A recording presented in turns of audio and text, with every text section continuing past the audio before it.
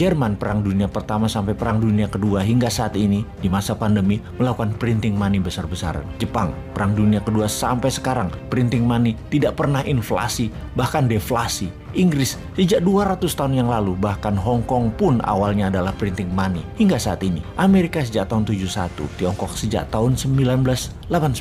Semua terbang sukses ekonominya. Salah satunya adalah kebijakan printing money berbasis pertumbuhan industri. Tapi ilmu itu adalah keilmuan yang tidak diajarkan di banyak kampus-kampus mainstream, karena tujuannya ilmu kampus tadi dan akademisi tadi adalah untuk membuat semua negara tidak terlalu maju-maju amat dan pastinya tidak mati. Jadi di tengah.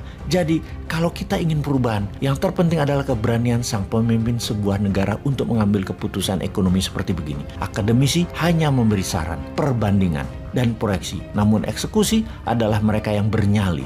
Untuk itu, tidak ada waktu terbaik melaksanakan strategi ekonomi printing money selain saat ini di masa stagflasi. Seperti keadaan saat ini, persis terjadi stagflasi di seluruh dunia. Apa itu stagflasi? Stagflasi adalah gabungan stagnan dan inflasi. Inflasi naiknya harga, stagnan adalah menurunnya daya beli. Kalau inflasi naik dari 3% ke 5%, tetapi daya beli naik dari 10% ke 15%, inflasi tidak perlu ditakutkan.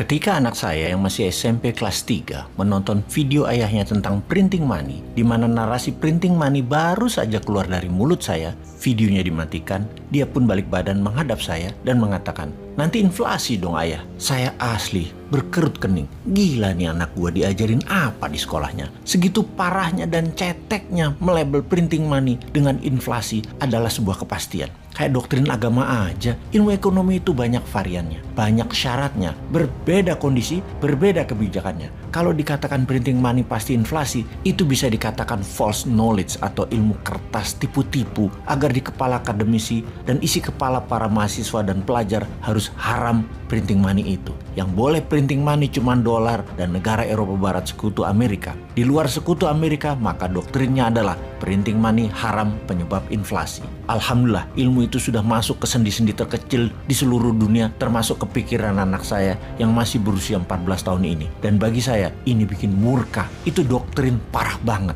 Pantas aja udah 77 tahun Indonesia merdeka, masih saja belum berdaulat bernegaranya.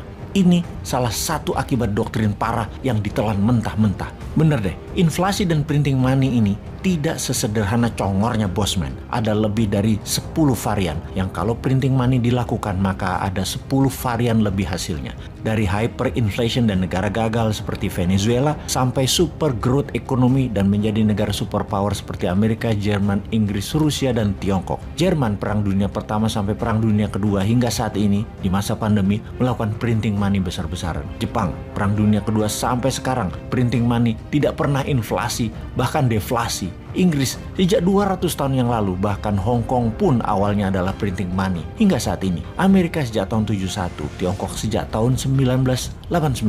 Semua terbang sukses ekonominya. Salah satunya adalah kebijakan printing money berbasis pertumbuhan industri. Tapi ilmu itu adalah keilmuan yang tidak diajarkan di banyak kampus-kampus mainstream, karena tujuannya ilmu kampus tadi dan akademisi tadi adalah untuk membuat semua negara tidak terlalu maju-maju amat dan pastinya tidak mati. Jadi di tengah. Jadi kalau kita ingin perubahan, yang terpenting adalah keberanian sang pemimpin sebuah negara untuk mengambil keputusan ekonomi seperti begini. Akademisi hanya memberi saran, perbandingan, dan proyeksi. Namun eksekusi adalah mereka yang bernyali. Untuk itu, tidak ada waktu terbaik melaksanakan strategi ekonomi printing money selain saat ini di masa stagflasi. Seperti keadaan saat ini, persis terjadi stagflasi di seluruh dunia. Apa itu stagflasi? Stagflasi adalah gabungan stagnan dan inflasi. Inflasi naiknya harga, stagnan adalah menurunnya daya beli. Kalau inflasi naik dari 3% ke 5%, tetapi daya beli naik dari 10% ke 15%, inflasi tidak perlu ditakutkan. Bayangkan, pertumbuhan ekonomi 1%, namun inflasi 3%. Itu bukan inflasi rendah yang baik, itu malah mundur negaranya. Kita menengok GDP per kapita Indonesia di tahun 2014 adalah 3.400 dolaran per kapita. Dan di tahun 2021 sekitar 4.200 dolar per kapita, atau tumbuh 19% dalam 7 tahun, atau sekitar 2,7% per tahun tumbuh ekonominya. Inflasi Indonesia tiap tahun rendah, 3%. Dari kacamata pakar ekonomi dan akademisi itu rendah, namun tumbuh 2,7% dan inflasi 3%, ya tekor juga ekonominya. Inilah yang disebut dengan stagflasi. Dunia dalam 1 tahun ini dan diperkirakan hingga 2 tahun ke depan akan mengalami stagflasi. Lah ini parah, dunia stagflasi, Indonesia stagflasi. Lah piye iki jal? Oke sahabat, kita simpulkan. Jangan pernah takut inflasi selama produksi terus meningkat. Itu rumus pertama yang kita harus pegang. Bukan printing money-nya kita fokuskan, tapi produksinya terlebih dahulu kita perhatikan. Kita belajar dari sejarah sebentar. Sejarah tentang stagflasi. Stagflasi adalah inflasi yang disertai pertumbuhan ekonomi melambat atau slow growth. Kalau inflasi masih disertai dengan pertumbuhan, maka kejadian ini biasa. Dan kebijakan bank sentral masih bisa mengatasinya.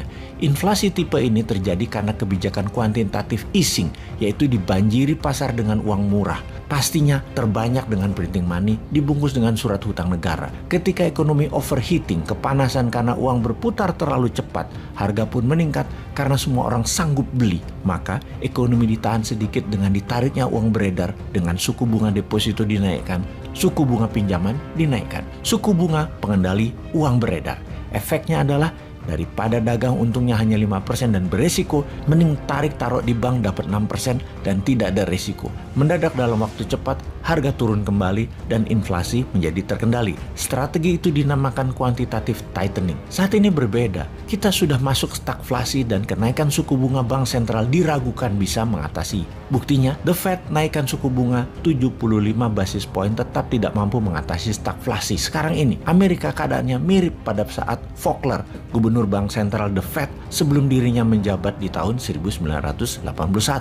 Namun Volcker inflasi, yang mana prestasi di akhir jabatannya sebagai gubernur Bank Sentral Amerika dari 9%-an turun menjadi 3%-an adalah strategi yang banyak dipakai pejabat ekonomi di banyak negara sampai saat ini. Namun di tahun 2022 ke atas, saat ini berbeda. Volcker inflation strategy doesn't work anymore. Amerika sejak tahun 1989 hingga tahun 2021 inflasi tidak pernah menyentuh 5%. Namun sekarang jebol mendekati 8%. Ini dunia baru, Bung. Jadi policy meredam overheating dari sisi demand dengan menaikkan suku bunga sambil berharap sisi supply dapat ekspansi dan catch up demand yang ada nggak akan jalan pada situasi stagflasi baru kali ini. Perlu riset lagi bagi demand dan supply dunia. Perlu ekonom baru lagi level dunia hadir baru saat ini. Amerika telah mengalami 3 kali situasi seperti saat ini sejak tahun 1900. Pertama tahun 1929, Great Depression, dan kedua di awal tahun 1980. Dan sekarang inflasi kembali di atas 5%. What is it tell you? Kita bertanya, semua ini apa yang kalian bisa lihat? Amerika tidak bisa dipuja-puja lagi dengan solusi. Kita berhutang dolar. Bahkan Tiongkok pun inflasi serta mengalami stagflasi. 2 gajah besar dunia stagflasi. What is it tell you? Itu pertanyaannya. Masih mau bergabung kepada keduanya gitu? Gila ya, segitu nggak berdaulatnya, segitu nggak mikirnya, atau segitu underestimate-nya ke bangsa sendiri. Bangsa yang setiap 5 tahun dirayu-rayu suruh memilih, ketika terpilih inget juga enggak. Kita rincikan, kita semua tahu juga bisa dilihat dari chart Fed.